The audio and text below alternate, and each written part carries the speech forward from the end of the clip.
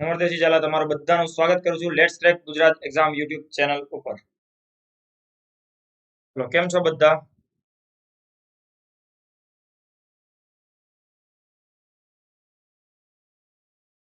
એટલે બધા મને કહી દો કે બધું ચાલુ થઈ ગયું છે, જોઈ લો તો એકવાર.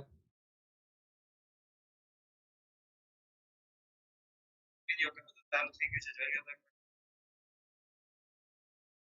ઓકે, ચલો.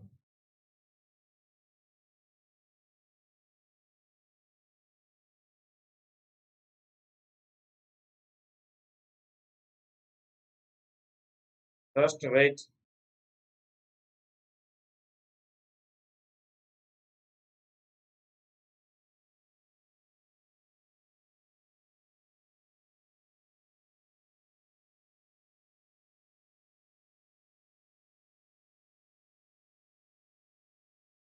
એક જ મિનિટ હો.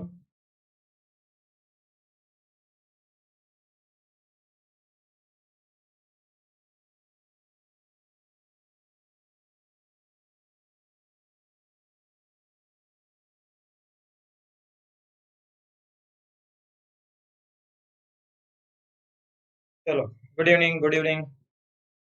કેમ છો બધા? ફાઇન. ઓકે, ચલો. હા, બસ ચાલુ જ કરવું છે એટલે તો લાઈવ આવ્યું છે.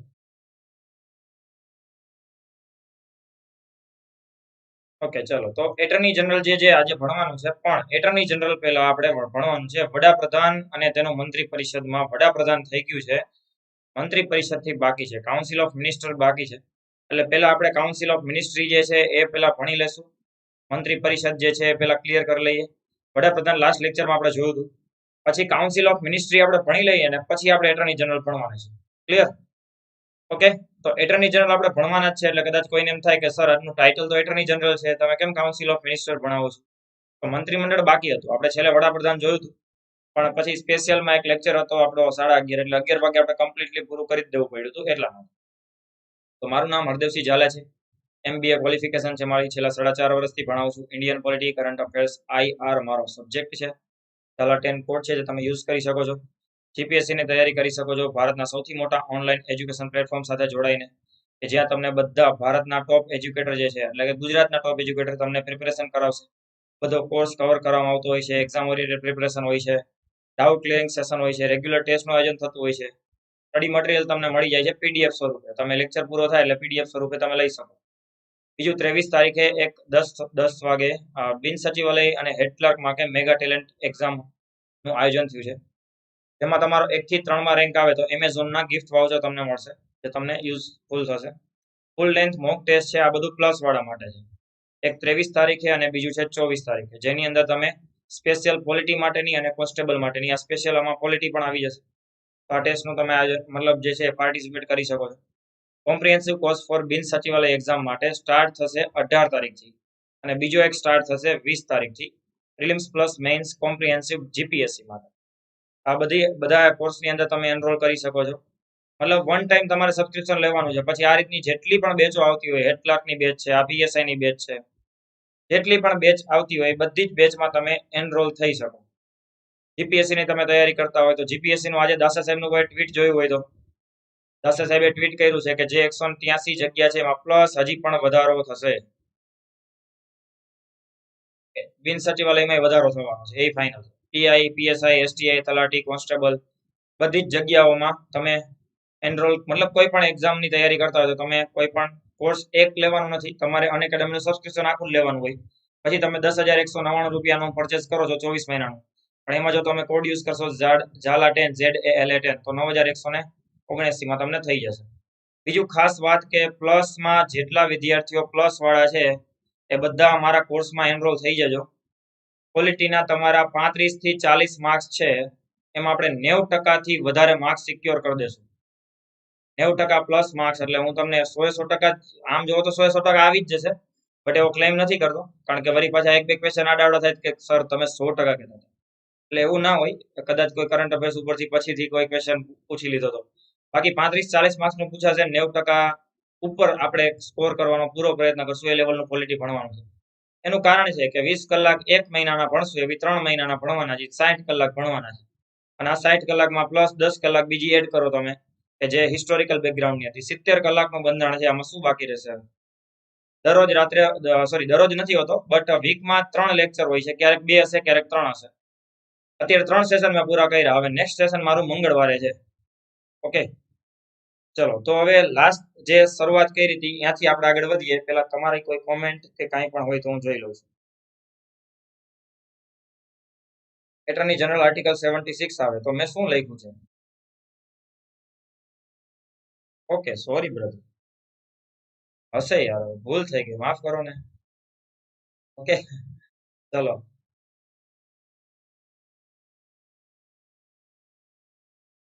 કારણ કે ભૂલ તો થશે ને, ભૂલ ગમે એનાથી થશે. ઘણા બધા કદાચ લીવ ઇરિટેટ થઈ ગયા હોય કે સર એટર્ની જનરલ ના, તમારું નથી કહેતો પુષ્પકભાઈ, જસ્ટ જનરલ વાત કરું છું. કોઈ ઘણા બધાને એમ થાય કે સર એટર્ની જનરલ આર્ટિકલ 78 મૂકીને ચાલુ કરે છે, આપણે નથી પણ. ચલો, નાવ પ્રાઇમ મિનિસ્ટર જે છે એને આપણે ક્લિયર કર્યું હતું, દેશના વાસ્તવિક વડા, હેડ ઓફ ધી ગવર્મેન્ટ, પ્રધાનમંત્રીનો મતલબ શું થાય, બરોબર, એની ક્વોલિફિકેશન શું છે, લાયકાત શું છે, આર્ટિકલ શું છે, બધા ઉપર આપણે ડિટેલમાં ચર્ચા કરી હતી. પછી એની બેઝિક ઇન્ફોર્મેશનની સાથે સાથે આપણે ડિટેલમાં પણ ચર્ચા કરી લીધી કે વડાપ્રધાન છે એ મંત્રીમંડળ વચ્ચે કડી સમાન કાર્ય કરશે. 78 મુજબ વડાપ્રધાન અને મંત્રીમંડળ રાષ્ટ્રપતિની માહિતી આપે છે, તો એટલા માટે એને કડી સમાન કાર્ય કરે છે એવું કહી શકાય. બરોબર, ઓકે. ના ના, તમને નથી કહેતો, જનરલ વાત કરું છું. લોકસભાની ચૂંટણી બાદ રાષ્ટ્રપતિ બહુમતી ધરાવતા પક્ષને સરકાર બનાવવાનું નિમંત્રણ આપશે. આના ઉપરથી મેં તમને ઓલું ગોવા વાળું કહી દીધું, મહારાષ્ટ્રની કેસ સ્ટડી કીધી હતી, બરોબર, કે જેમાં ગોવામાં કઈ રીતે સૌથી મોટો પક્ષ નતો તો ઇન્વાઇટ કર્યા, મહારાષ્ટ્રમાં કઈ રીતે સૌથી મોટા પક્ષને ઇન્વાઇટ કર્યા હતા. જો કોઈ એક પક્ષની બહુમતી ન હોય તો સૌથી મોટા પક્ષને મતલબ કઈ રીતે ઇન્વાઇટ કરશે ને એને બહુમતી સાબિત કરવાનું કહેશે. તો જે પેલા લેક્ચરમાં ન હોય પ્રાઇમ મિનિસ્ટર વાળા, એ જસ્ટ એકવાર જોઈ લેજો. વડાપ્રધાન 2 વાર શપથ લેશે અને એ બધી વસ્તુ આપણે ચર્ચા કરી લીધી. નાવ હવે શરૂઆત કરશી કાઉન્સિલ ઓફ મિનિસ્ટ્રીની, જે મંત્રી પરિષદ છે. તો મંત્રી પરિષદનો મતલબ શું થાય? તો પેલા તો કાઉન્સિલ ઓફ મિનિસ્ટર અને મંત્રીમંડળ, આ બે વચ્ચે શું ફરક ને તમને થોડું ક્લિયર કરી દઉં. મંત્રીમંડળ જે છે ને, મંત્રીમંડળ, એને તમે કહી શકો કેબિનેટ. કેબિનેટ છે એ છે મંત્રીમંડળ. હવે કેબિનેટ જે છે ને એ ઇન્ક્લુડ છે કેમાં? તો કે મંત્રી પરિષદમાં. મંત્રી પરિષદ જે છે એ આખે આખું છે, જેમાં કેબિનેટ ઇન્ક્લુડ છે. સમજાઈ ગયું? એટલે એક તમે આખું કાઉન્સિલ ઓફ મિનિસ્ટ્રી લઈ લ્યો ને, તો એમાં મંત્રીમંડળ આવી જશે અને મંત્રી આવી જશે, તેની અંદર રાજ્ય કક્ષાના પણ આવી જશે, કેબિનેટ પણ આવી જશે. તો આ આખે આખું થઈ ગયું મંત્રી પરિષદ. હવે મંત્રીમંડળમાં કેબિનેટ હોય, રાજ્ય કક્ષાના હોય, સ્વતંત્ર હવાલો ધરાવતો હોય, બધા ઇન્ક્લુડ થઈ જાય, એને આપણે કહેશું કાઉન્સિલ ઓફ મિનિસ્ટ્રી. પેલા આટલું ક્લિયર થઈ ગયું. મંત્રીમંડળ શબ્દ છે એનો બંધારણમાં પેલા ઉલ્લેખ નહોતો, પણ જ્યારે 44th અમેન્ડમેન્ટ થાય છે, 44મો સુધારો 1978, પછી એડ કરવામાં આવે છે 352 માં, કે મંત્રીમંડળ જે છે, મંત્રીમંડળ એના લેખિત રિપોર્ટ પછી જ રાષ્ટ્રપતિ છે એ કટોકટી લાગુ કરશે. એટલે જે આ મંત્રીમંડળ છે ને એ રાષ્ટ્રપતિને જ્યાં સુધી રિપોર્ટ લેખિત સ્વરૂપે નથી આપતા ત્યાં સુધી એ કટોકટી ડિક્લેર નહીં કરી શકે. આવું ક્લિયરિફિકેશન આપવા માટે મંત્રીમંડળ આવ્યું. કારણ કે તમને થાય સર તો પછી મંત્રી પરિષદની જોગવાઈ ન કરી દેવાય? મંત્રી પરિષદ છે ને થોડુંક મોટું થઈ જશે, કારણ કે 81 મિનિસ્ટર મેક્સિમમ બને, 81 મિનિસ્ટર મેક્સિમમ બનાવી શકીએ આપણે. એની જગ્યાએ મંત્રીમંડળ છે એમાં કદાચ 30, 35 કે 40 મિનિસ્ટર હશે. સમજાઈ ગયું? ક્લિયર છે? ચલો, તો મંત્રી પરિષદના સભ્યો અને રાષ્ટ્રપતિ શપથ લેવડાવશે. પહેલા તો મંત્રી પરિષદની નિમણૂક કોણ કરશે? તો કે વડાપ્રધાનની સલાહથી રાષ્ટ્રપતિ અપોઇન્ટ કરે છે. નિમણૂક કોના કહેવાથી થશે? નિમણૂક થશે વડાપ્રધાનના કહેવાથી. નિમણૂક કરશે કોણ? તો કે પ્રેસિડેન્ટ કરશે. પ્રેસિડેન્ટ નિમણૂક કરે છે, પણ કોના કહેવાથી? કેપ્ટનના કહેવાથી. અમે તમને આના પહેલા લેક્ચરમાં થોડું કહી દીધું છે. મંત્રી પરિષદના સભ્યો રાષ્ટ્રપતિ સમક્ષ શપથ લે છે. રાષ્ટ્રપતિની સમક્ષ જ શપથ લેતા હોય દરેક મિનિસ્ટર. તમને બધાને ખબર જ હશે, મિનિસ્ટરની આખી લાઈન બેઠી હોય, બરોબર, વરાફરતી ચેર ઉપર બધા બેઠા હશે, બધા શપથ લેતા હોય છે. કોઈ પણ ગૃહના સભ્ય ન હોય તો પણ મંત્રી બની શકે છે, પરંતુ 6 મહિનામાં કોઈ પણ એક ગૃહમાં ચૂંટાવવું પડશે. જેમ કે વિદેશ મંત્રી, આપણા વિદેશ મંત્રી છે એસ જયશંકર સાહેબ, એસ જયશંકર. એસ જયશંકર છે એ પેલા સભ્ય હતા નહોતા, પણ પછી એ રાજ્યસભાના સભ્ય બન્યા ગુજરાતમાંથી. પણ જ્યારે એ મંત્રી તરીકેના શપથ લેતા હતા ત્યારે હતા મિનિસ્ટર, મતલબ સભ્ય હતા નહોતા ને? કુંવરજીભાઈ બાવળિયા કોંગ્રેસમાંથી રિઝાઇન દઈને ભાજપમાં ગયા, ત્યારે એને મંત્રી પદ તો પેલા મળી ગયું હતું, શપથ લઈ લીધા, મંત્રીમંડળ ચાલુ કરી દીધું, કામ ચાલુ થઈ ગયું મંત્રી પરિષદમાં, કાઉન્સિલ ઓફ મિનિસ્ટર તરીકે એક મંત્રી બની ગયા પાણી પુરવઠા. પણ પછી એને 6 મહિના ચૂંટાવવું પડે, જસદણ સીટ ઉપરથી પછી જીતા. તો જસ્ટ કહેવાનો મતલબ કે કોઈ પણ ગૃહમાં તમે મેમ્બર ના હોય તો પણ મંત્રી બની શકો છો, વડાપ્રધાન બની શકો છો, મુખ્યમંત્રી બની શકો છો. શરત એટલી છે 6 મહિનામાં ચૂંટાવવું પડશે કોઈ પણ એક ગૃહમાં. હવે આપણા ગામમાં બીજું ગૃહ છે જ નહીં, આપણા ગામમાં ઓનલી જસ્ટ એક જ હાઉસ છે અને એ છે વિધાનસભા. ક્લિયર? મંત્રી પરિષદના સભ્યો પણ કેટલી વાર શપથ લે છે? 2 વાર શપથ લે છે. શું કામ 2 વાર? તો કે એક વાર સભ્ય તરીકેના લેશે અને બીજી વખત મંત્રી તરીકેના લેશે. એટલે આવો પ્રશ્ન તમને કદાચ પૂછાઈ જાય તો 2 વખત શપથ આવે, એક વાર સભ્ય તરીકેના અને બીજું મંત્રી તરીકેના. એટલે પેલા હકીકતમાં સભ્ય કરતા પહેલા મંત્રી તરીકેના લીધા હશે. મંત્રી તરીકેના તો જ પેલા નો લીધા હોય કે જો એનું પછીથી વારો આવ્યો મંત્રીમંડળમાં, વિસ્તરણ થયા પછી. બાકી શરૂઆતમાં જે પેલું મંત્રીમંડળ બને ને તો પેલા હાઉસની બેઠક પેલા જ બની જતું. મંત્રી પરિષદના કોઈ સભ્ય રાજીનામું આપે તો પણ મંત્રી પરિષદનું વિસર્જન થતું નથી. મંત્રી પરિષદના કોઈ સભ્ય રાજીનામું આપે તો મંત્રી પરિષદનું વિસર્જન થતું નથી. પરંતુ આ સમજો, જો કોઈ મંત્રી વિરુદ્ધ અવિશ્વાસનો પ્રસ્તાવ પાસ થાય તો સમગ્ર મંત્રીમંડળનું વિસર્જન થાય છે, પણ સરકારનું વિસર્જન નથી થતું. હવે આ પોઈન્ટ છે ને તમને કદાચ નહીં સમજાતો હોય, આ થોડું ક્લિયર કરું. એક બાજુ એવું છે કે કોઈ મંત્રી રાજીનામું આપે તો મંત્રીમંડળનું વિસર્જન નહીં થાય, કારણ કે પ્લેયર તો આવતા જતા હોય, એના માટે થઈને આખી ટીમ નો વીખી નાખવાની હોય. પણ કોઈ એક પ્લેયરને પરાણે કાઢવામાં આવે છે અવિશ્વાસના પ્રસ્તાવ દ્વારા, તો પાછું મંત્રી પરિષદનું વિસર્જન થશે, પણ સરકારનું વિસર્જન નથી થતું. તો પણ હવે અહીંયા એમ સમજો, મંત્રી પરિષદનું વિસર્જન મતલબ અવિશ્વાસનો પ્રસ્તાવ થવો, પાસ થવો, ઇટ મીન્સ કે સરકારની બહુમતી સાબિત નથી થઈ એવું ન સમજી શકાય. એક્ઝામ્પલ તરીકે કોઈ એક મિનિસ્ટર વિરુદ્ધનો અવિશ્વાસ પ્રસ્તાવ પાસ થાય એનો મતલબ શું થાય? કે કોઈ એક મંત્રીને એક બહુમતી ન મળી ને સામાન્ય લોકસભાની અંદર, તો જો એક બહુમતી નથી મળતી તો એનો એક મતલબ એ ન નીકળે કે સરકારનું બહુમતી નથી આની પાસે. આવો મતલબ ન કાઢી શકીએ આપણે. સરકાર એમ ન કહી શકીએ કે ભાઈ તમે ઘરે રહ્યો હવે, કાં તો કે તમારા એક મંત્રીને તમે બચાવી નથી શકતા, સરકારમાં તમારો આંકડો નથી. કારણ કે જો 272 તમારી સંખ્યા હોય તો મંત્રી વિરુદ્ધનો અવિશ્વાસનો પ્રસ્તાવ પાસ ન થતો હોય, તો પછી કેમ સરકારનું વિસર્જન નથી થતું? મંત્રીનું મતલબ મંત્રી પરિષદના મેમ્બરના મંત્રી વિરુદ્ધ અવિશ્વાસ પ્રસ્તાવ પાસ થાય તો સરકારનું વિસર્જન કેમ નથી થતું, મંત્રીમંડળનું થાય છે? મને સમજાવશો કોઈ?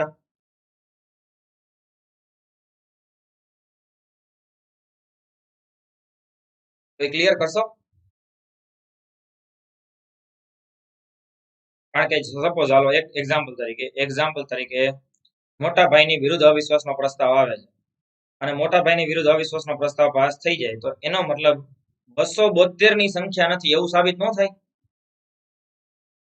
અહીંયા સરકારનું વિસર્જન ન કરી નાખવું જોઈએ કે ભાઈ તમારી પાસે 272 ની સંખ્યા નથી, કારણ કે અવિશ્વાસનો પ્રસ્તાવ તો જ પાસ થશે. હવે સમજો અહીંયા શું છે ને, પ્રેક્ટિકલી સમજો. આ તો છે ને તમે અત્યારે જોવો છો સ્ટ્રોંગ મેજોરિટી કોઈ એક પક્ષને આવી હોય અને ગઠબંધન વાળી સરકાર નથી બનતી. બાકી ઘણી વાર શું થાય ખબર છે? ભાજપને સપોઝ કે 250 સીટ આવેલી છે, આ બીજેપી ને સીટ આવી હોય, પ્લસ બાકીની જે છે એ 25 સીટ છે એ એનડીએ ની હોય. એનડીએ એટલે પછી એમાં શિવસેનાની 6-7 સીટો હોય, 6-7 સીટો છે અકાલી દળની હોય, 6-7 સીટો છે, 7-8 સીટો છે એ જેડીયુ ની હોય. સપોઝ કે આવું કોઈ પણ નહીં, અલગ અલગ એ બધાની થઈને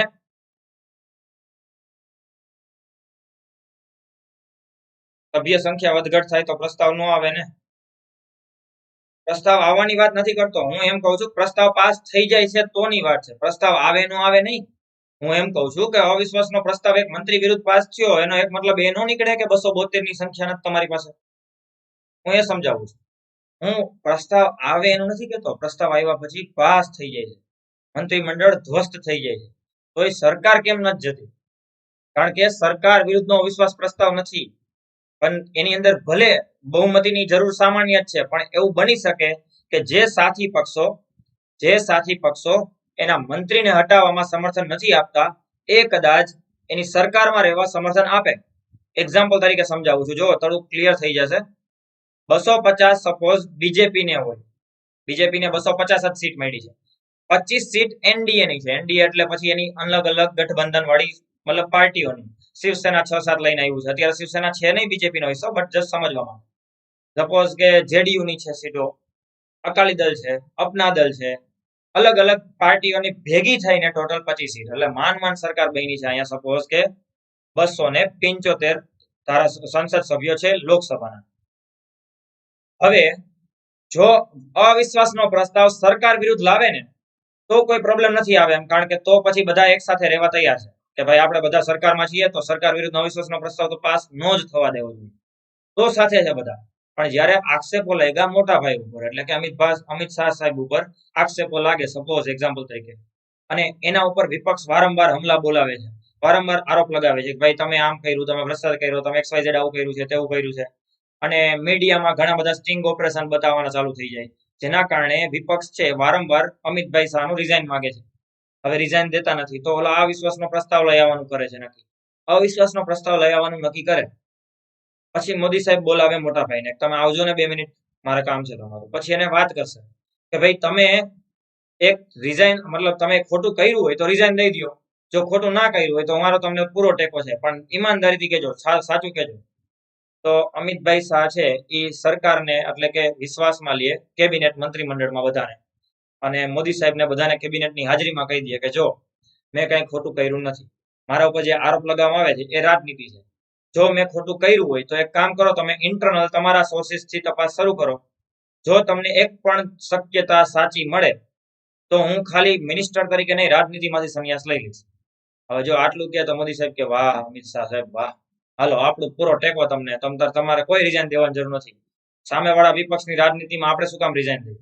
પણ આ બધા નારાજ થઈ જાય છે કે ના એવું શું કામ, તમારા અમિતભાઈ શાહ તમારા આટલા બધા ક્લોઝ છે એનો મતલબ એને કીધું તમે માન લીધું, અમારો ટેકો નથી તમને, તમે એને કહી દો રિઝાઇન દઈ દઈએ, કારણ કે સરકારની નેગેટિવ છબી ઊભી થાય છે. પછી મોદી સાહેબ સમજાવે પણ સાંભળો એ આટલું બધું વિશ્વાસથી તો કહે છે તો તમે બધા ટેકો દેવામાં શું પ્રોબ્લેમ શું છે. ના એવું નહીં, એને કયો રિઝાઇન દઈ દઈએ, બાકી તમારા વધારે ક્લોઝ છે તો અમે અવિશ્વાસના પ્રસ્તાવમાં એમાં અમે સમર્થન નહીં આપીએ.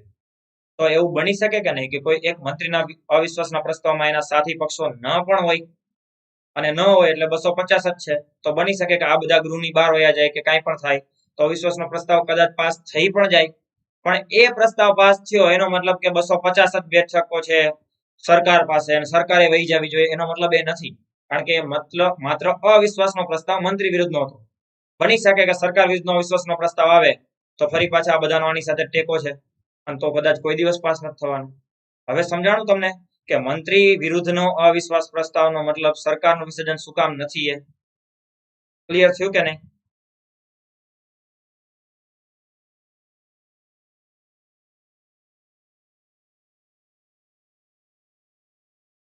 ક્લિયર હવે? હા, મંત્રી વ્યક્તિગત રીતે રાષ્ટ્રપતિને જ જવાબદાર છે 100%. પણ હું તમને એ સમજાવવા માંગુ છું કે મંત્રી વિરુદ્ધનો અવિશ્વાસનો પ્રસ્તાવ પાસ થવો ઇટ મીન્સ કે આખી ગવર્મેન્ટ વિરુદ્ધનો અવિશ્વાસ પ્રસ્તાવ પાસ થયો છે એવું નથી, ભલે એમાં સરકાર પોતાની બહુમતી સાબિત ન પણ કરી શકે. હા ક્લિયર, હવે સમજાઈ ગયું, કારણ કે મંત્રી વિરુદ્ધનો છે, બની શકે કે એમાં સાથી પક્ષો એમાં સમર્થન નથી આપતા, પણ જ્યારે સરકાર વિરુદ્ધનો આવશે ત્યારે એનડીએના બધા સાંસદ સભ્યો લોકસભાના બધા એની સાથે ટેકો દેવા તૈયાર છે, 275 આંકડો પહોંચાડી દેશે. લાવો હવે કઈ રીતે અવિશ્વાસનો પ્રસ્તાવ પાસ થાય, ક્લિયર સમજાઈ ગયું? કારણ કે આ પોઈન્ટ નથી સમજાતો કોઈને, આ પોઈન્ટ એ રીતે જ ન સમજાય કે ભાઈ સરકારની વિરુદ્ધ અવિશ્વાસનો પ્રસ્તાવ પાસ આવે એવું ગણી ન શકાય, કારણ કે મંત્રીને ન બચાવી શકે એનો મતલબ તો એ જ થયો ને કે સરકારની પાસે મેજોરિટી નથી. ના એવું ન થાય ને, કારણ કે સરકાર બનાવવામાં બધાનો સાથ હોય, કોઈ એક મંત્રીની અંદર ખાલી પ્રાઇમ મિનિસ્ટરની ઈચ્છા છે એટલે એ મંત્રી છે. સમજાઈ ગયું? ક્લિયર હવે? ઓકે, કારણ કે આ પોઈન્ટ ઓફ વ્યૂ થી નથી સમજતા હોતા, અને પછી એટલા માટે આ ટાઈપના ક્વેશ્ચન વધારે થતા હોય. મંત્રી પરિષદના સભ્યોનો કાર્યકાળ નવા મંત્રી પરિષદની રચના સુધી હશે. જો મંત્રી પરિષદનો કાર્યકાળ તમને પૂછાય ને તો પ્લેઝર ઓફ પ્રેસિડેન્ટ આવશે, એટલે કે રાષ્ટ્રપતિની ઈચ્છા સુધી, રાષ્ટ્રપતિની ઈચ્છા સુધી આવશે, જ્યાં સુધી રાષ્ટ્રપતિને પસંદ છે ત્યાં સુધી આવશે. તો રાષ્ટ્રપતિની જ્યાં સુધી પસંદ હોય ત્યાં સુધી એ પોતાના હોદ્દા ઉપર રહેશે, ઇનડાયરેક્ટલી વડાપ્રધાનની ઈચ્છા થઈ ગઈ. બીજી વસ્તુ કે નવા મંત્રીમંડળની જ્યાં સુધી રચના નથી થતી, નવા મંત્રી પરિષદની રચના નથી થતી ત્યાં સુધી પરિષદ છે. તો તમને થાય સર શું કામ રાખવું પડે? એટલા માટે રાખવું પડે કારણ કે દેશ રામ ભરોસે થઈ જાય. નથી આપણે ઇલેક્શન હાલે છે 1.5 થી 2 મહિના, 1.5 થી 2 મહિના ઇલેક્શન ચાલે, સમજાણું? અને 1.5-2 મહિના ઇલેક્શન ચાલે ને એની અંદર જો આપણે મંત્રી પરિષદને ઘર ભેગા કરી દઈએ લોકસભાની સાથે સાથે, તો પછી ચાઇના અને પાકિસ્તાન બે ફોન ઉપર ચર્ચા કરે કે ભાઈ ભારતના અત્યારે રક્ષા મંત્રી કોણ છે? તો કે અત્યારે તો કોઈ નથી. તો કે વિદેશ મંત્રી જયશંકર સાહેબ? તો કે એ નથી. તો કે કેમ? તો કે ભાઈ બધું વિસર્જન થઈ ગયું ને ઇલેક્શન હાલે. તો કે રાજનાથસિંહ ડિફેન્સ મિનિસ્ટર? તો કે એ નથી. તો મતલબ કોઈ નથી? તો કે હા હાલો તો આપણે હાલો, પછી કોઈ ન હોય તો આપણે જઈએ. સમજાય છે? તમને થશે કે સર પ્રેસિડેન્ટ નથી. પ્રેસિડેન્ટ એમને ક્યાં કઈ બોલે છે? પ્રેસિડેન્ટને કેવું પડે કે તમે આમ કરો ત્યારે કરશે ને. એડવાઇસ ટુ પ્રેસિડેન્ટ છે. એટલે કાઉન્સિલ ઓફ મિનિસ્ટ્રીનું વિસર્જન નથી થતું જ્યાં સુધી હોમ મિનિસ્ટર તરીકે અમિત શાહ સાહેબે શપથ નહોતા લીધા ત્યાં સુધી રાજનાથસિંહ ભારતના હોમ મિનિસ્ટર હતા. એટલે કે લોકસભાના ઇલેક્શન સમયે પણ ભારતના હોમ મિનિસ્ટર આપણે રાજનાથસિંહ હતા. લોકસભાના રિઝલ્ટ પછી પણ હતા. ઇવન આગલા દિવસ સુધી હતા. એટલે જ્યારે અમિત શાહ સાહેબ શપથ લેતા હતા ને એના આગલા દિવસે, એક્ઝેક્ટ આગલા દિવસે દેશની અંદર કોઈ પણ લો એન્ડ ઓર્ડરની સિચ્યુએશન ખરાબ થઈ હોય ને તો એનો રિપોર્ટ રાજનાથસિંહ જ મગાવે. હવે સમજાણો તમને? ઓકે, એટલે જસ્ટ કહેવાનો મતલબ કે મંત્રી પરિષદનું ક્યારેય વિસર્જન થતું નથી. કદાચ તમને આવો પ્રશ્ન પૂછાઈ જાય તો 5 વર્ષ લખ્યું હશે તમે ઉતાવળમાં પાછા 5 વર્ષ ઠીક કરી નાખશો. 5 વર્ષ ઠીક કરવાના છે, પણ ક્યારે કરવાના? જ્યારે તમને 4, 5, 6, 7 આવું આપે ને ત્યારે. મતલબ એવો ઓપ્શન જ નથી આપ્યો કે મંત્રી પરિષદની રચના સુધી કે રાષ્ટ્રપતિની ઈચ્છા સુધી આવું નથી આપ્યું ત્યારે તમે 5 વર્ષ કરો. કારણ કે જનરલી સામાન્ય ફોર્મમાં લોકસભાની એક ચૂંટણી થાય 5 વર્ષે નવું મંત્રી પરિષદ આવી જતું હોય છે, બટ એવું જરૂરી નથી. એટલે જો તમને ઓપ્શન ડી આપ્યો છે એક પણ નહીં, અથવા તો લખ્યું છે રાષ્ટ્રપતિની ઈચ્છા કે નવા મંત્રી પરિષદની રચના સુધી, તો ત્યાં સુધી આવશે. હવે ક્લિયર? મંત્રી પરિષદની સલાહ આપવા કે માનવા? માનવા બંધાયેલા જ હોય. હા, આપવા નહીં, સલાહ એ નથી આપવાના. સલાહ મંત્રીમંડળ આપવાનું છે. તો સલાહ માનવા 100% બંધાયેલા છે. ક્લિયર? વધુમાં વધુ કાર્યકાળ કેટલો હોય એવું હોય તો વધુમાં વધુ કાર્યકાળ કઈ નહીં, રાષ્ટ્રપતિની ઈચ્છા સુધી, નવું મંત્રી પરિષદ નથી આવતું ત્યાં સુધી. એટલે તમે એવું બોલી શકો, સપોઝ લોકસભાનો કાર્યકાળ વધી ગયો, લોકસભાનો કાર્યકાળ 5ની જગ્યાએ યુદ્ધ ચાલે છે, 1 વર્ષ એક્સટેન્ડ થઈ ગયું, 6 વર્ષ થઈ ગયા. 6 વર્ષ પછી લોકસભાની ચૂંટણી થઈને એ જ સમયે ફરી પાછું નવું મંત્રીમંડળ હજી બન્યું નથી, હજી નવી મતલબ કોઈ એક્ઝેક્ટ સરકાર નથી બનતી, હંગ એસેમ્બલી બને છે. હંગ એસેમ્બલીનો મતલબ થાય ભંગ થઈ ગયેલી, અથવા તો જેને આપણે કહેશું કે ત્રિપાંખીયો જંગ છે, કોઈ એક્ઝેક્ટ મેજોરિટી નથી નીકળતી, સરકાર બનાવવાનો બધા પ્રયત્ન કરતા હોય પણ કોઈની બનતી ન હોય, તો ત્યાં સુધી કાઉન્સિલ ઓફ મિનિસ્ટર જૂનું છે. ક્લિયર? સમજાઈ ગયું? સિમ્પલ રોહિત. ક્લિયર? ચલો, હાજરી કેમ ઓછી થઈ ગઈ છે બધાની? હવે તો નોરતા પૂરા થઈ ગયા છે.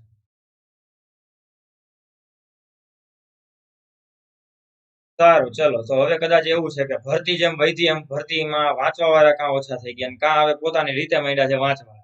એ વધારે સારું છે. જો હવે એવું હોય ને તો બહુ જોયા લેક્ચર, બહુ જોયા વિડીયો, જો ખબર હોય ને તો હવે મંડો વાંચવા. ઓકે,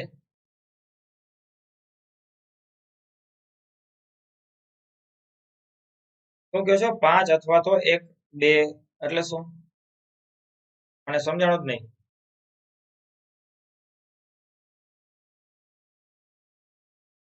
કેમ પાછળ ગઈ એક્ઝામની તારીખો?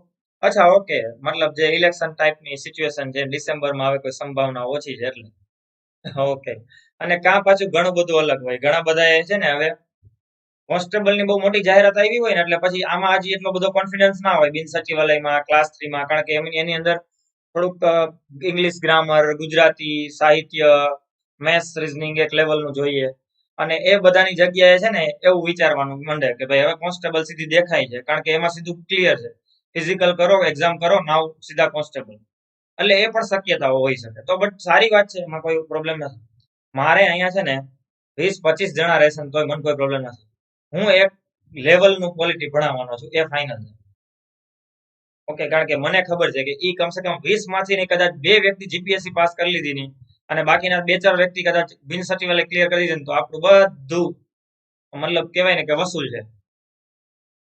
ઓકે, બાકી તો હમણાં આપણે ચાલુ કરી કે ભાઈ ચલો એમસીક્યુ ટાઈપની સિરીઝ ને બધું, પણ એ કરશું, પણ એકવાર સમજી તો લઈ, ભણી તો લઈ, પછી કરીએ.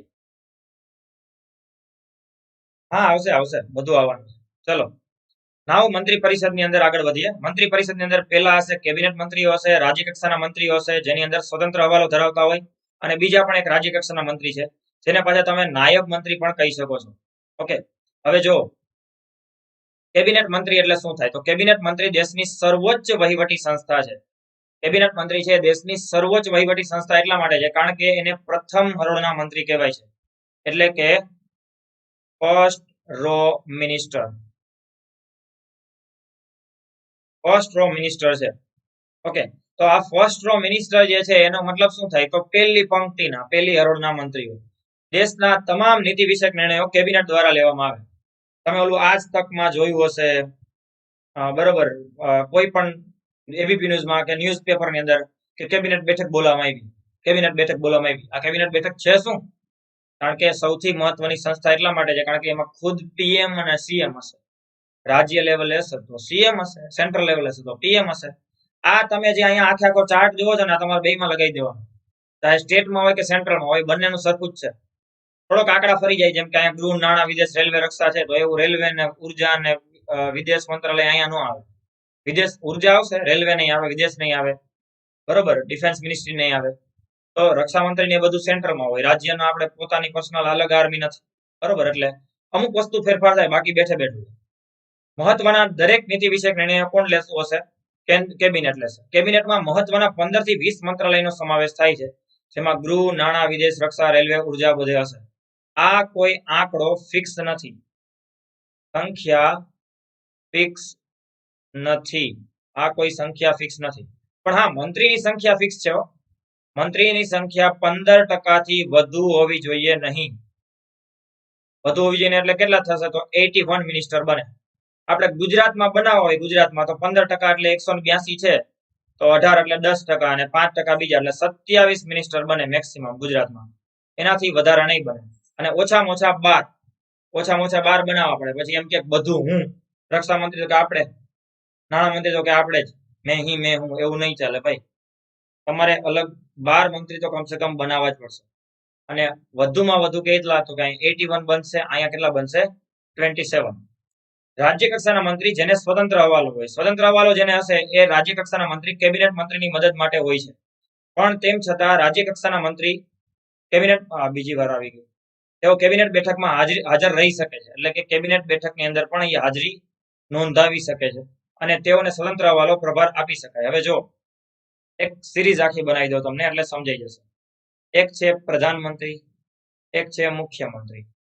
બંને આમ જોવો તો હિસ્સો છે કેબિનેટનો, અને નીચે હશે રાજ્ય કક્ષાના, બરોબર. પણ એની અંદર જો હોય સ્વતંત્ર હવાલો ધરાવતા, અને એની નીચે હશે બીજા એક રાજ્ય કક્ષાના. ઓકે, ચલો તમને આ દેખાય છે અહીંયા નીચે, હું આડો નથી આવી જતો? ચલો ક્લિયર થઈ ગયું થોડુંક. આ રાજ્ય કક્ષાના છે નીચે, બીજું કઈ નથી. ચલો જો હવે કેબિનેટ મંત્રી જે છે, આ કેબિનેટ મંત્રી, આ પ્રધાનમંત્રી જે મોદી સાહેબ છે, સપોઝ કે અહીંયા કોઈ રક્ષા મંત્રી હોય, ઓકે, એક મિનિટ, જો આ થોડુંક ઇરેઝ કરી દઉં, કારણ કે મને લાગે છે તમને દેખાશે નહીં. એક મિનિટ, થોડુંક સાઈડમાં લખી દઉં છું, કારણ કે વચ્ચે થોડુંક મારી સ્લાઇડ કપાઈ જશે. તો જસ્ટ મિનિટ, જો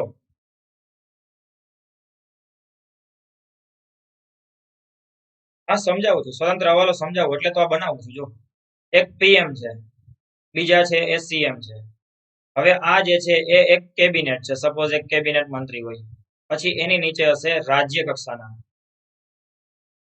પછી એમાં હોય સ્વતંત્ર, પછી બીજા એની નીચે હશે રાજ્ય કક્ષાના.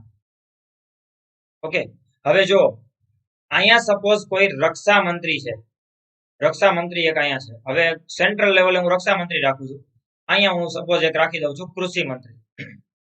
આ જે સાઈડ બનાવું છું ને રાજ્યનું છે, આ બાજુ બનાવું એ કેન્દ્રનું છે. હવે પીએમ અને CM part of the cabinet, એટલે કેબિનેટનો હિસ્સો જ છે, અને કેબિનેટના સુપ્રીમ હેડ છે, એટલા માટે તેના પ્રધાનમંત્રી અને મુખ્યમંત્રી કહેવાશે. માની લો કે રક્ષા મંત્રી કેબિનેટમાં છે અને કૃષિ મંત્રી કેબિનેટમાં છે, સેમ જો રક્ષા મંત્રી બીજા એક અહીંયા સ્વતંત્ર હવાલો ધરાવતા હોય અથવા તો કૃષિ મંત્રીમાં જો સ્વતંત્ર હવાલો ધરાવતા હશે તો એ પણ આની જેમ જ કેબિનેટમાં ભાગ લઈ શકશે. એ પણ આની જેમ ડાયરેક્ટ પીએમ ને અને ડાયરેક્ટ સીએમ ને રિપોર્ટ કરી શકે છે જો એની પાસે સ્વતંત્ર હવાલો છે તો. હવે જો રાજ્ય કક્ષાના મંત્રી એટલે પેલા છે ને ઓલી માનસિકતા કાઢી નાખજો કે રાજ્ય કક્ષાના મંત્રીનો મતલબ રાજ્યના મંત્રી, એવું નહીં થાય. રાજ્ય કક્ષાના મંત્રી સેન્ટ્રલમાં હોય રાજ્યમાં હોય. રાજ્ય કક્ષાના મંત્રી જસ્ટ એક ટાઇટલ છે, સ્ટેટ મિનિસ્ટર જેને આપણે મતલબ રાજ્ય કક્ષાના મંત્રી કહીએ. બાકી રાજ્ય કક્ષાના મંત્રી એટલે રાજ્યના મંત્રી, કોઈ એક રાજ્યના હેડ એવું નથી. ક્લિયર? દેખાતું નથી. શું નથી દેખાતું? કોમેન્ટ મેં નો રાખી ભાઈ. વસાવા રણિકા, તમે છે ને કોમેન્ટ તમારે બંધ કરવાની છે. તમારા મોબાઈલમાં કોમેન્ટ આવી ગયા છે, તમે જ્યારે ફૂલ સ્ક્રીન કરી હશે ને ત્યારે. ઓકે, તમે પેલા બહાર નીકળી જાઓ, પછી પાછી સ્ક્રીનને ફૂલ સ્ક્રીન કરી નાખો એટલે વહી જશે. ઓકે, ના એ તો એમને કોમેન્ટ આવી ગયા છે એટલે કદાચ એમને એવું લાગ્યું છે. ચલો જો હવે. હા, એ સમજાવું હજી એકવાર એક્સપ્લેન કરું છું. રાજ્ય કક્ષાના મંત્રી એક જસ્ટ નામ છે, એ કોઈ એક રાજ્યના છે એવું નથી. બીજી વસ્તુ, કેબિનેટ મંત્રી છે ને, કેબિનેટ મંત્રી એમાં મહત્વના મંત્રી હોય. હવે અહીંયા મેં કીધું એમ 15 થી 20 જ હોય એવું જરૂર નથી, 30-40 એ હોઈ શકે. જે મંત્રી કેબિનેટમાં હશે ને એના સિવાયના જે બીજા મંત્રી બનાવ્યા હોય એ રાજ્ય કક્ષાના હોય. હવે રાજ્ય કક્ષાના જેટલા મંત્રી હોય એ બધા સ્વતંત્ર હવાલો હોય એવું જરૂરી નથી. એક્ઝામ્પલ તરીકે માની લો કેબિનેટ મંત્રી બનાવ્યા છે કેટલા, તો કે 30. બીજા જે 60 જેટલા મંત્રી છે એ રાજ્ય કક્ષાના છે. તો આ 60 મંત્રીને સ્વતંત્ર હવાલો હોય એવું જરૂરી નથી, પણ એ 60 માંથી કદાચ 5-7 ને સ્વતંત્ર હવાલો મળેલો હોઈ શકે. અને જો એને સ્વતંત્ર હવાલો છે તો એ પણ કેબિનેટ બેઠકમાં ભાગ લઈ શકે છે. એ પણ પ્રધાનમંત્રીને ડાયરેક્ટ રિપોર્ટ કરી શકે છે. પણ હવે એના પછીનું જે સમજો એટલે તમને સમજાઈ જશે. પણ રાજ્ય કક્ષાના મંત્રી કે જેની પાસે સ્વતંત્ર હવાલો નથી એ કોઈ કેબિનેટ બેઠકમાં ભાગ લઈ શકશે નહીં. એ ડાયરેક્ટ પીએમ ને કે ડાયરેક્ટ સીએમ ને રિપોર્ટ કરી શકતા નથી. તો એ છે શેના માટે? એ છે ઓનલી કેબિનેટની મદદ માટે. હવે સમજાણું? રાષ્ટ્રપતિને આપે મુસ્તફા કુરેશી રાષ્ટ્રપતિને આપશે, બીજા કોને આપશે? રાષ્ટ્રપતિ જ અપોઇન્ટ કરે છે, રાષ્ટ્રપતિને દેવાનું. ના, સ્વતંત્ર મંત્રી કેબિનેટના સભ્ય નથી, પણ protocol equal to cabinet minister. Protocol એવો ધરાવે છે. સમજાઈ ગયું? પ્રોટોકોલ એવો ધરાવશે કે કેબિનેટ મંત્રી છે but cabinet equal to cabinet નથી, પણ એનો પ્રોટોકોલ એટલે મતલબ કે એને સત્તા છે કે એ પણ હોય છે કેબિનેટ બેઠકમાં ભાગ લઈ શકે. એ પણ ડાયરેક્ટ પીએમ સીએમ. ઘણીવાર એવું બને કે રક્ષા મંત્રી રાજ્ય કક્ષાના સ્વતંત્ર હવાલો ધરાવતા અને રક્ષા મંત્રી કેબિનેટ મંત્રી બંને સાથે પ્રાઇમ મિનિસ્ટર સાથે મીટિંગ કરે. કૃષિ મંત્રી કેબિનેટમાં સ્વતંત્ર હવાલો ધરાવતા અને રાજ્ય કક્ષાના સ્વતંત્ર હવાલો ધરાવતા અને કૃષિ મંત્રી કેબિનેટ બંને કદાચ સીએમ ભૂપેન્દ્રભાઈ પટેલની ઓફિસમાં સાથે મતલબ ચર્ચા કરશે, એવું બની શકે. પણ જો રક્ષા મંત્રી અથવા તો કૃષિ મંત્રી સ્વતંત્ર હવાલો ધરાવતા બીજા કોઈ નથી, ઓનલી રાજ્ય કક્ષાના છે, તો એ મદદગાર છે કોના? કેબિનેટ મંત્રીના. અને એને ક્યારે કેબિનેટ બેઠકમાં ભાગ નથી લેવાનો. હા, હવે ક્લિયર? ના, એવું જરૂરી નથી. એ નક્કી ઓલમોસ્ટ બધું પ્રાઇમ મિનિસ્ટર કરે. જો કયા મંત્રી કયા વ્યક્તિને કયું મંત્રીમંડળ મળશે, કયા વ્યક્તિને કેમાં સ્વતંત્ર હવાલો આપવો, બધું કેપ્ટન ડિસાઈડ કરશે. ક્યારેક એને કઈ ઓવર દેવી ને કેપ્ટને નક્કી કરવાનું. એવા કોઈ ક્રાઇટેરિયા ફિક્સ નથી. સમજાઈ ગયું? મોદી સાહેબને મજા આવે અને મંત્રી પદ બનાવશે, જેટલા મંત્રાલય બાકી રહી ગયા ને ઓટોમેટિક કેપ્ટનના ખાતામાં. એટલે પછી બાકી રહેલા રન ને ઓવર ને બધું કેપ્ટન જ પૂરું કરવાનું. સમજાઈ ગયું? એટલે પ્રાઇમ મિનિસ્ટર અને સીએમ ના ખાતામાં સૌથી વધારે મંત્રાલય હોય.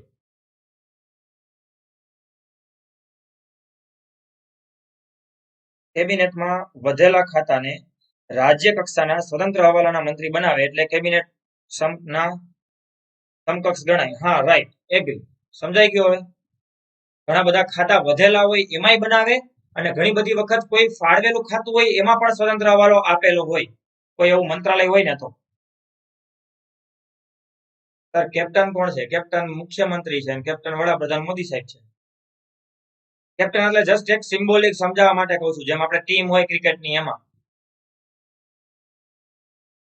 ટોટલ મંત્રી 15% થી વધારે ના બનાવી શકાય. 81 મંત્રી સેન્ટ્રલમાં બનશે, ગુજરાત રાજ્યમાં 27 બનશે, એનાથી વધારે નહીં. Okay, Gujarati, BGMI Gujarati.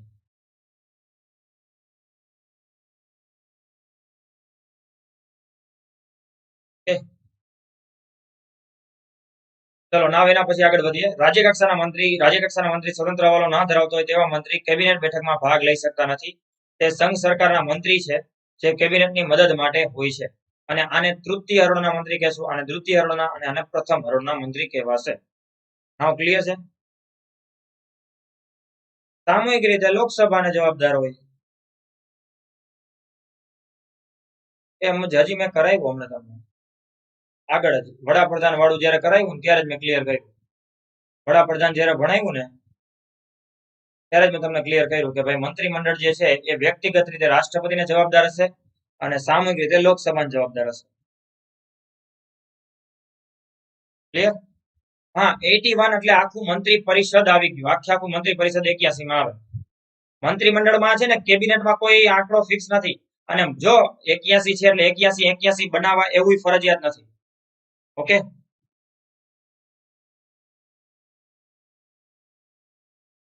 Anglo Indian નો મતલબ થાય રિધિ પટેલ કે જેના માતા ભારતીય છે, જેના પિતા અંગ્રેજ હોય એના વંશજોને એંગ્લો ઇન્ડિયન કહેવાય. ઓકે, તમે કદાચ મે બી મારા ફર્સ્ટ લેક્ચરમાં છો, નતર આ ક્વેશ્ચન તમને હવે નો થવો જોઈએ. ક્લિયર? હવે જેના વંશજો અંગ્રેજો છે ને બધા એંગ્લો ઇન્ડિયન.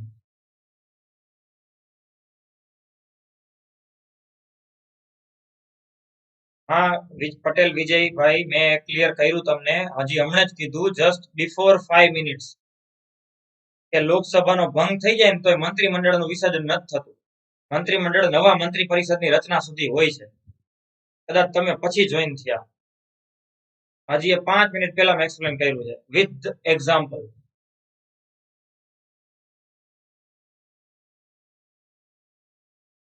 ના ના, એવું નહીં આવે મહાવીરસિંહ. જો સાંભળો, રાજ્યસભાના મંત્રી ભલે રાજ્યસભાના હોય કે લોકસભાના હોય કોઈ ફરક નથી પડતો. ઓનલી લોકસભાને જ જવાબદાર છે સામૂહિક રીતે, રાજ્યસભા નહીં. તમે એ રીતે ના વિચારો મેમ્બર ક્યાંના છે, વિચારો એમ કે ગવર્મેન્ટ બને છે કેના કારણે. ગવર્મેન્ટ કેના કારણે બને છે? સરકાર કોના કારણે બને? લોકસભાના કારણે ને. તો બસ રિપ્રેઝન્ટ, રિસ્પોન્સિબિલિટી બધું લોકસભા પ્રત્યે હોય. અને એટલા માટે તો અવિશ્વાસનો પ્રસ્તાવ લોકસભામાં જ આવે, રાજ્યસભા નથી લઈ આવવાનો. હવે સમજાઈ ગયું સિસોદિયા મહાવીરસિંહ? ગવર્મેન્ટ છે ને, ગવર્મેન્ટ એ રિસ્પોન્સિબલ લોકસભાને હોવી જોઈએ, રાજ્યસભા નહીં. એટલે મંત્રી ચાહે કોઈ પણ, હા એ આવી શકશે, બંને હાઉસમાં બેસી શકે, બંને હાઉસમાં બોલવાનો અધિકાર, બંને હાઉસની કમિટીમાં પાર્ટ થવાનો અધિકાર, બટ વોટિંગ રાઇટ્સ પોતાના હાઉસમાં જ મળશે. ઓકે, મુસ્તફા કુરેશી, તમે આજે કદાચ આજના લેક્ચરમાં હતા, આના પહેલા લેક્ચરમાં તમે નહોતા, એ સ્વીકારજો. તમે જે અત્યારે કિચન કેબિનેટ સમજાવો, તમે કયો છો સામૂહિક છે કે નહીં એનું કયો છો, તમે વ્યક્તિગત નું કયો છો. તમે બધા રેગ્યુલર ના રહ્યું એટલે વળી પાછું મારે પાછું એક્સપ્લેન કરવાનું. ચલો કઈ વાંધો નહીં. જો કિચન કેબિનેટ છે ને એ કોઈ બંધારણીય નથી, એ જસ્ટ એક ઇન્ફોર્મલ વાત છે કે વડાપ્રધાનને ઈચ્છા પડે ને એને પોતાના સાવ અંગત સલાહકાર તરીકે રાખે. ચાહે એમાં ભાઈને રાખે તો ચાલે, એમાં એના મામાના દીકરાને રાખે ચાલે, એમાં સગાવાલાને રાખે ચાલે, પણ ઘણી વાર એવું ના કરતા હોય. જનરલી સાવ જે અંગત મંત્રાલય હોય ને 1 થી 2 એને પણ રાખતા હોય. ઘણા કોઈ કેબિનેટમાં નથી ને એવાને પણ એ પોતાના અંગત સલાહકારમાં રાખી શકે. That's called kitchen cabinet. But એ કોઈ કોન્સ્ટિટ્યુશનલ નથી. કિચન કેબિનેટમાં એ અજીત ધોભાલ નહીં રાખી શકે કે જે કેબિનેટમાં છે જ નહીં. ઓકે,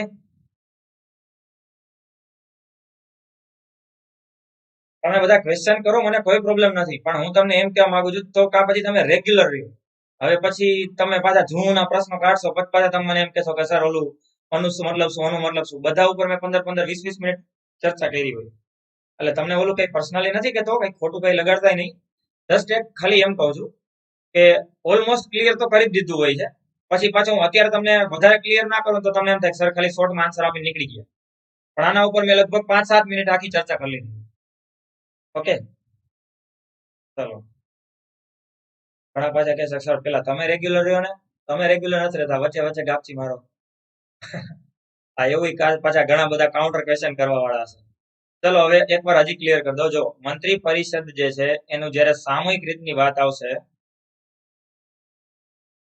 તો એ રિસ્પોન્સિબલ હશે લોકસભાને, બરોબર. જસ્ટ બીકોઝ ગવર્મેન્ટ જે છે, સરકાર જે છે એ બની છે લોકસભા દ્વારા, એટલા માટે. અને એટલા માટે જ લોકસભાની પ્રાયોરિટી પહેલા છે, પ્રાથમિકતા પહેલા હોય, અને એટલા માટે જ એને પાછું ફર્સ્ટ હાઉસ કહેવાય છે. ઓકે, ચલો. અને ગવર્મેન્ટ છે એ લોકસભા દ્વારા તૈયાર થતી હોય એટલે લોકસભાને જવાબદાર. જ્યારે મંત્રી પરિષદ જે છે એની વ્યક્તિગત રિસ્પોન્સિબિલિટી, વ્યક્તિગત રીતે જે છે એ જવાબદાર હશે રાષ્ટ્રપતિને. ક્લિયર? કારણ કે પર્સનલી અપોઇન્ટ કોણ કરે છે? પર્સનલી અપોઇન્ટ કરશે પ્રેસિડેન્ટ. સો એટલા માટે. આવું ક્લિયર હવે બધાને? એ બધું જે બોર્ડ વર્ક કરવાનું હતું ને, જો મેં અહીંયા બધું ભરી દીધું ને, બધું મેં રાખ્યું હતું જગ્યા, પણ હવે ભૂલાઈ ગયું ચર્ચામાં. કીધું તમને બધાને થોડું ક્લિયર દેખાય.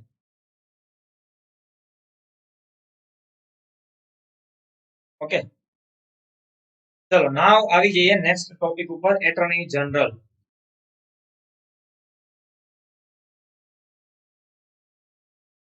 એ ઓલા કન્સેપ્ટ બેઝ ક્વેશ્ચન માં આવતા હશે ને એને આ ફોટો જાણીતો છે, કારણ કે મારા પ્રશ્નમાં એક ફોટો રાખીને તો પૂછું છું. અને આ રીતના ફોટા ઉપરથી ક્વેશ્ચન છે ને, ઈ ઓલા રણબીર કપૂર ને ખબર પડી ગઈ કે આ કંઈક કરવા જેવું છે, તો એને હમણાં નવો શો લોન્ચ કરી દીધો, બિગ સ્ક્રીન. બરોબર ને? હમણાં અત્યારે આવતો હતો નીચે, તો બિગ સ્ક્રીન કરીને એક શો રજૂ કરી દીધો, જેમાં બધા ક્વેશ્ચન ફોટો ઉપરથી જ હોય. પિક્ચર આપ દેવાનું, પછી ક્વેશ્ચન પૂછ લેવાનું. તો એને મારી કોપી કરી, યાર કોપીરાઇટ લાગે એના ઉપર.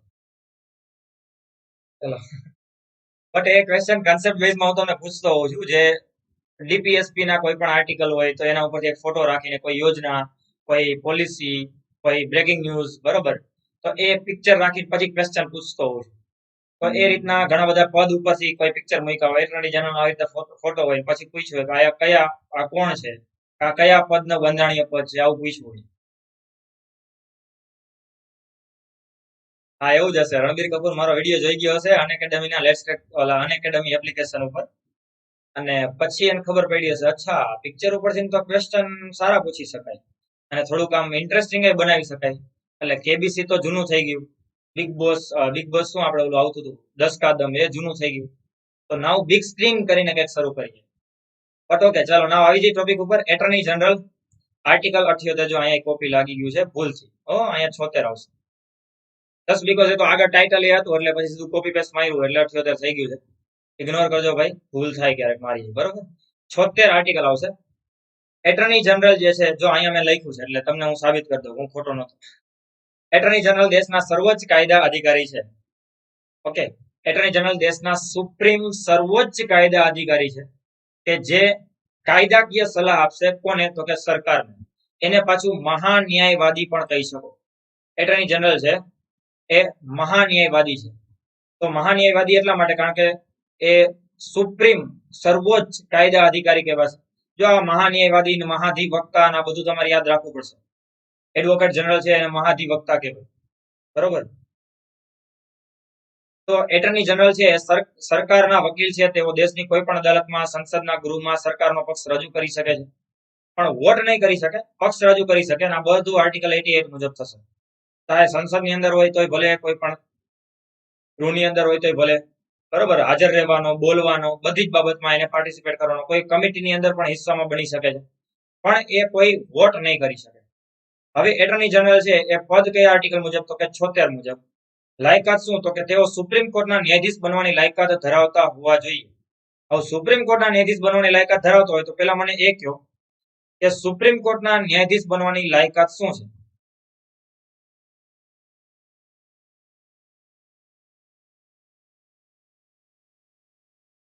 આ નિમણૂક રાષ્ટ્રપતિ જ કરશે. નિમણૂક એની રાષ્ટ્રપતિ જ કરશે. લખી દો હાલો ને, નિમણૂક નથી લખ્યું. ચલો, નિમણૂક કોણ કરશે? તો કે રાષ્ટ્રપતિ. ઓકે, હું તમને એમ કહું છું કે સુપ્રીમ કોર્ટના ન્યાયાધીશ બનવાની લાયકાત શું છે? તો કે 5 વર્ષ જે છે એ હાઈકોર્ટના ન્યાયાધીશ, અથવા તો 10 વર્ષ હાઈકોર્ટના વકીલ, અને અથવા તો રાષ્ટ્રપતિના મતે કાયદા નિષ્ણાંત. ઓકે, તો જો આટલું હોય હા એ સાચું. ના એ પેલા ક્લિયર કરવું જરૂરી છે કે ભારતનો નાગરિક હોવા જોઈએ. બટ એક કોમન, ઓકે. હા, 5 વર્ષ હાઈકોર્ટના ન્યાયાધીશ, 10 વર્ષ હાઈકોર્ટના વકીલ અને કાયદા નિષ્ણાંત. તો એ બધી જે વસ્તુ હશે તો એ પાછા તેઓ ભારતના રાષ્ટ્રપતિ મતલબ સુપ્રીમ કોર્ટના ન્યાયાધીશ બની શકે છે. જો સુપ્રીમના ન્યાયાધીશ બની શકે છે.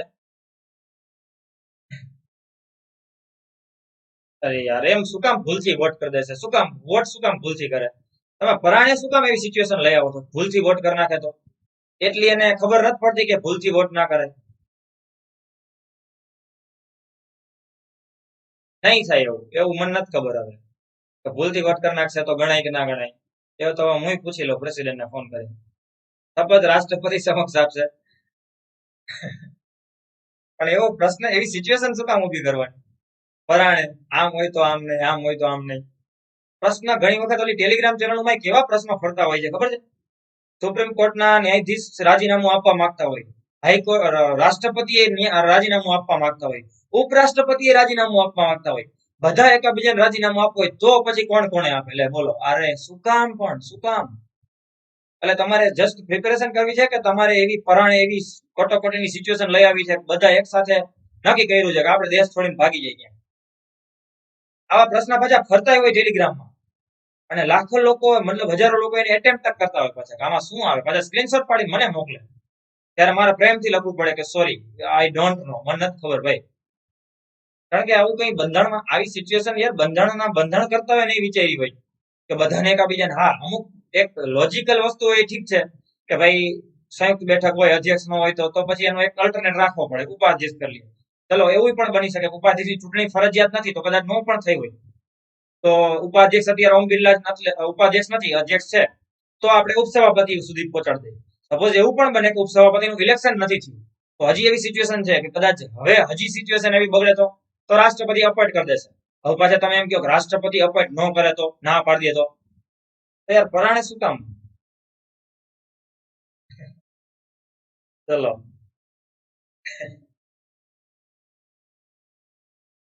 ચલો પણ એટલે બધાને ઘણા ને મતલબ એટલે જેને ક્વેશ્ચન પૂછ્યો એનો એનો કઈ નથી કેતો હું તમને, રિમ્પલ રોહિત તમને નથી કેતો, હું જનરલી વાત કરું છું.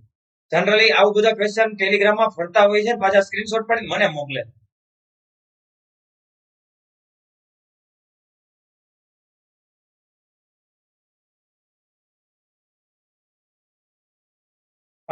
ઓકે.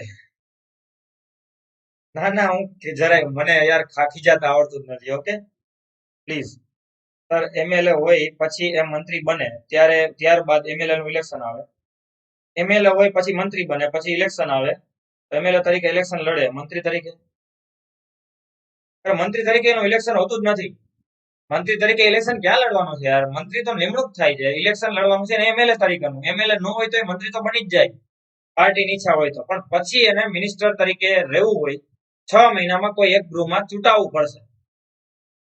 ઓકે ઓકે ચલો, સાચી વાત છે. now આગળ વધીએ. રાષ્ટ્રપતિ રાજીનામું રાજીનામું કોને આપશે? એટર્ની જનરલ તો કે રાષ્ટ્રપતિને આપશે. કાર્યકાળ કેટલો છે તો કે 6 વર્ષ અને 65 વર્ષ સુધી, પરંતુ રાષ્ટ્રપતિની ઈચ્છા સુધી દૂર કરવાની પ્રક્રિયા બંધારણમાં આવી કોઈ જોગવાઈ કરવામાં આવી નથી. હવે એમનો પૂછતા સર શું કામ નથી એ મને નથી ખબર, પણ બંધારણમાં નથી એટલે હું ક્લિયર કરી દઉં. ઓકે હા, અત્યારે કે વેણુગોપાલ છે. પેલા જે હતા એમસી સેતલવાડ હતા, એ લખી દો હાલો ને ભાઈ. એ પ્રશ્ન, હા એને પ્રશ્ન કે ભાઈ એવું બરોબર છે. એમસી સેતલવાડ, એમસી સેતલવાડ ફર્સ્ટ છે અને અત્યારે નાવ કરન્ટલી અત્યારે હાલના જે છે એ છે કે વેણુગોપાલ. આવા પ્રશ્ન પૂછો તો કોઈ પ્રોબ્લેમ નથી. ઓકે ચલો નાવ આગળ વધીએ. બંધારણમાં આવી કોઈ જોગવાઈ કરવામાં આવી નથી કે એને હટાવી શકાય, કારણ કે એને હટાવવા હોય ને તો વડાપ્રધાન કહેશે રાષ્ટ્રપતિને હટાવી દેશે, પણ એને હટાવાય નહીં પડે ભાઈ. સરકાર બદલે ને એટલે ઓટોમેટિક વેણુગોપાલ વયા જાય.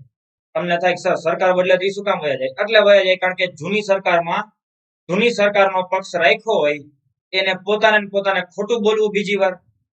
એક્ઝામ્પલ તરીકે કે વેણુગોપાલ અત્યારે સુપ્રીમ કોર્ટમાં કેવો પક્ષ રાખે છે ખબર છે? 370 માટે થઈને જયારે રિવ્યુ પિટિશન ફાઇલ થઈ બીજા બધા દ્વારા, કારણ કે 370 કોને હટાવી? સરકારે. એટલે રિવ્યુ પિટિશન ફાઇલ થઈ એટલે કે વેણુગોપાલ અને એના વતી સોલિસિટર જનરલ બંને પક્ષ શું રાખે છે કે 370 માં કોઈ બંધારણીય ખામી નથી, બધું બરોબર છે અને સરકારે બહુ સારામાં સારી રીતે લીગલી બધી પ્રોસેસ પૂરી કરી છે, કોઈ બંધારણમાં ભંગ નથી, આવું બધું બોલતા હોય. સપોઝ કે એવું થાય કે વેણુગોપાલ ને 2024 માં માની લો એક્ઝામ્પલ તરીકે, જસ્ટ એક્ઝામ્પલ તરીકે સરકાર બીજી કોઈ આવી જાય, બરોબર, જેની સંભાવના ઓછી છે, બટ સપોઝ આવી જાય, કારણ કે ડેમોક્રેસી છે, નક્કી કાંઈ ના કહેવાય. તો જો બીજા કોઈની સરકાર આવી, ચાહે આમ આદમી પાર્ટી, ચાહે કોંગ્રેસ, ચાહે થર્ડ મોરચાની સરકાર, અને કે વેણુગોપાલ જ એના એટર્ની જનરલ હોય, તો ત્યારે સરકારનું સ્ટેન્ડ ફરી જાય અને સરકાર એમ કે આપણે 370 ઉપરથી હાથ ઊંચા કરી લઈ છે, આપણે 370 ફરી લાગુ કરી દેવી છે, એના માટે આપણે પ્રયત્ન કરશું સંસદમાં. તો હવે વેણુગોપાલનું સ્ટેન્ડ શું હશે સુપ્રીમમાં? તો સરકારનો એને એવો પક્ષ રાખવાનો ને કે 370 જેવી તો ભયંકર ભૂલ એકેય નહોતી, 370 નો તો હટાવાય જ નહીં, એ તો બંધારણનો સૌથી મોટો ભંગ છે. તો યાર તમે હજી 1.5 વર્ષ પહેલા બોલતા શું હતું? સમજાય છે? એટલે પોતે બોલેલું પોતાને ખોટું સાબિત કરવાનું થાય, અને આ ક્યારેય પોસિબલ નથી. એટલા માટે જનરલી એટર્ની જનરલ હોય કે એડવોકેટ જનરલ હોય, જેને સરકારના વકીલ છે, એ નવી સરકાર આવતા પોતાનું રાજીનામું દઈ જ દેશે. સમજાઈ ગયું છે? ક્લિયર હવે બધાને? નામ આગળ વધીએ તો આર્ટિકલ 88 મુજબ એટર્ની જનરલ દેશની કોઈ પણ અદાલતમાં સુનાવણી કરી શકે છે, સંસદના કોઈ પણ ગૃહમાં હાજર રહી શકે છે, બોલી શકે છે, પરંતુ મત આપી શકતા નથી, વોટ નહીં કરી શકે. સેમ આર્ટિકલ 88 મુજબ કોઈ પણ મંત્રી માટેનો આ જ આર્ટિકલ આવશે, એ પણ ક્લિયર કરી દઉં. કોઈ પણ મંત્રી, ચાહે રાજ્યસભા હોય લોકસભા, જેના પણ હોય મંત્રી, કોઈ પણ ગૃહમાં હાજર રહી શકે છે, બોલી શકે છે, પરંતુ મત આપી શકતા નથી. હાજર રહી શકે છે, બોલી શકે છે, પરંતુ વોટ કરી શકશે નહીં. કોઈ સમિતિમાં, કમિટીમાં પાર્ટિસિપેટ પણ કરી શકે છે, સમિતિના પાર્ટિસિપેટ પણ કરી શકે છે. ક્લિયર હવે? એટર્ની જનરલ અર્ધ સરકારી પદ છે, તેથી તેમને પગાર નહીં પરંતુ મહેનતાણું ચૂકવવામાં આવે છે, જે રાષ્ટ્રપતિ નક્કી કરે છે. ભલે આને મહેનતાણું ચૂકવવામાં આવતું હોય, પણ આ ચૂકાશે સંચિત નિધિમાંથી જ, જેને આપણે કહેશું કોન્સોલિડેટેડ ફંડ, સંચિત નિધિમાંથી જ ચૂકવવામાં આવશે. ભલે એને મહેનતાણું ચૂકવવામાં આવતું હોય. કદાચ આવો પ્રશ્ન પૂછાઈ જાય તો ધ્યાન રાખજો. ઓકે, કારણ કે ઘણીવાર એવું થાય કે અચ્છા એને ક્યાં પગાર મળે છે, એને મહેનતાણું મળે છે, એ સંચિત નિધિમાંથી ન જતું હોય. ના, સંચિત નિધિમાંથી જ જશે. એડવોકેટને રાજ્યની સંચિત નિધિમાંથી જશે. એટર્ની જનરલની મદદ માટે અન્ય એક પદની રચના કરવામાં આવેલી છે, સોલિસિટર જનરલ. આમ તો બે છે, પણ એડિશનલ સોલિસિટર જનરલ છે, પણ જનરલી એની કોઈ ક્યારે નિમણૂક નથી થતી, એટલે આપણે એક રાખ્યું છે સોલિસિટર જનરલ. અને સોલિસિટર જનરલ જસ્ટ એક મદદ માટે છે, આ કોઈ બંધારણીય પદ નથી. આની રિક્વેસ્ટ છે એ કેબિનેટ કમિટી કરશે, અને કેબિનેટ કમિટીની ભલામણથી જે રાષ્ટ્રપતિ છે એને નિમણૂક કરી દેશે. ક્લિયર હવે? તો એટર્ની જનરલ જે છે અર્ધ સરકારી પદ છે, એટલા માટે જો એને રાષ્ટ્રપતિની અનુમતિ મળી જાય, રાષ્ટ્રપતિની અનુમતિ બાદ પોતાની ખાનગી પ્રેક્ટિસ વ્યક્તિગત પ્રેક્ટિસ કરી શકે છે એટર્ની જનરલ, કારણ કે અર્ધ સરકારી પદ છે એટલા માટે કાયમી પદ નથી ગણાતું. એટલે પોતાની ખાનગી વ્યક્તિગત પ્રેક્ટિસ કરવી હોય તો એટર્ની જનરલ કરી શકે છે. ક્લિયર? ફરી પાછો જો અહીં આર્ટિકલ ભૂલથી આવી ગયો છે 78, જતું કરજો, 73 આવો.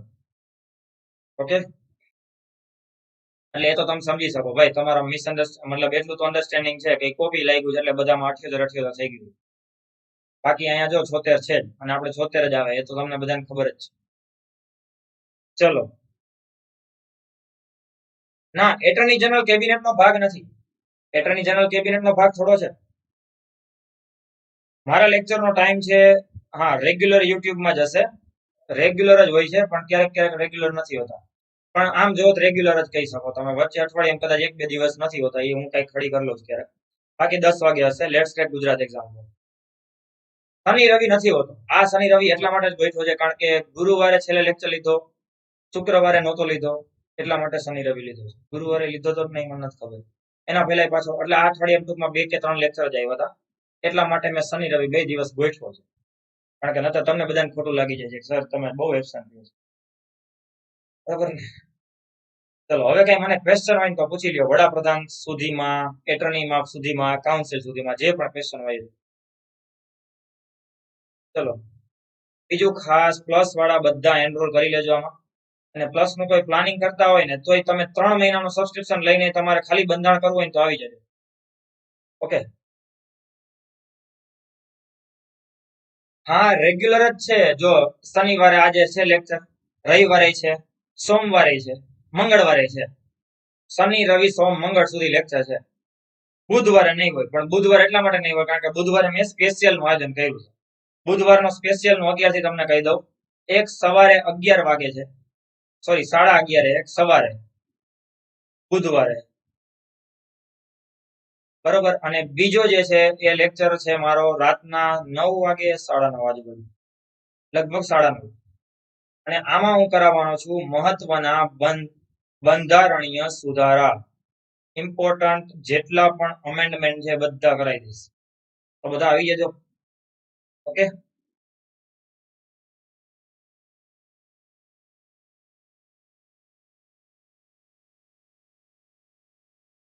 ઓકે, ક્વેશ્ચન લઈ લો તમારા, ચલો બધાના.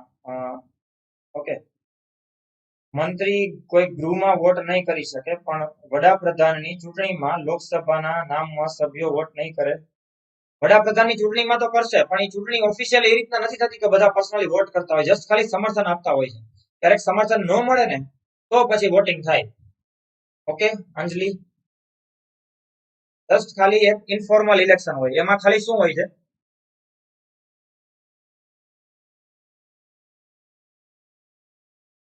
હા એ સભ્યો જેટલા છે એ બધા સભ્યો મિનિસ્ટર તો નો જ હોય ને, બધા થોડા મિનિસ્ટર બનશે. મંત્રી છે એ તો પછી ડિસાઈડ થશે ને જ્યારે વડાપ્રધાન કહેશે. સમજાણું હવે? હજી કઈ ડાઉટ છે? અંજલિ ચૌહાણ, તમને ક્લિયર? ઓકે, હવે કોઈના ક્વેશ્ચન છે? ક્લિયર છે બધાને? પછી હું રજા લઉં.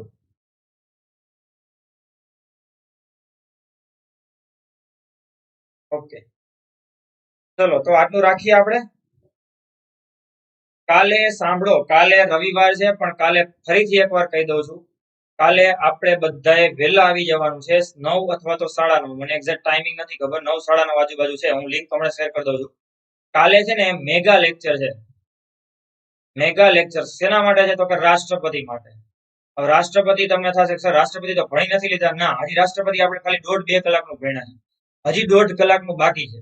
એટલે કાલનો લેક્ચર છે ને એ મેં વહેલા એટલા માટે જ રાખ્યો છે કે 3 કલાક જેવું ભણશું, પહેલેથી ચાલુ કરશું. પહેલું જે રહ્યું ને જે આપણે 1.5-2 કલાકનું ભણ્યા ને આપણે 1 કલાકમાં પૂરું કરી દઈશું. બાકીની 2 કલાક નવું ભણશું. સમજાઈ ગયું? ક્લિયર છે? એટલે ઓલું રિવિઝન થઈ જાય ફટાફટ, અને બાકીનું 2 કલાકમાં આખી બધી એની ધારાકીય સત્તાઓ ખાલી આપણે ભણ્યા છીએ. પછી જેટલી પણ સત્તાઓ છે, કારોબારી, નાણાકીય, ન્યાયિક, વટહુકમ, કટોકટી, ઇમરજન્સી વાળો પાર્ટ, બધું કાલે ભણવાનું છે. એટલે કાલે બધા 9 અથવા 9:30 નો જે ટાઈમ હશે હું તમને એમને શેર કરી દઉં છું. લિંક બની ગયેલી છે, કાલે બધા આવી જવાનું છે. ઓકે, ચલો, થેન્ક્સ ઓલ ઓફ યુ. જય હિન્દ, જય ભારત. નંબર શેર હું ના કરી શકું કિશોરભાઈ, તમને કોઈ બીજા શેર કરી દેશે, કોમેન્ટમાં જોઈ લેજો. ચલો, થેન્ક્સ ઓલ ઓફ યુ. જય હિન્દ, જય ભારત.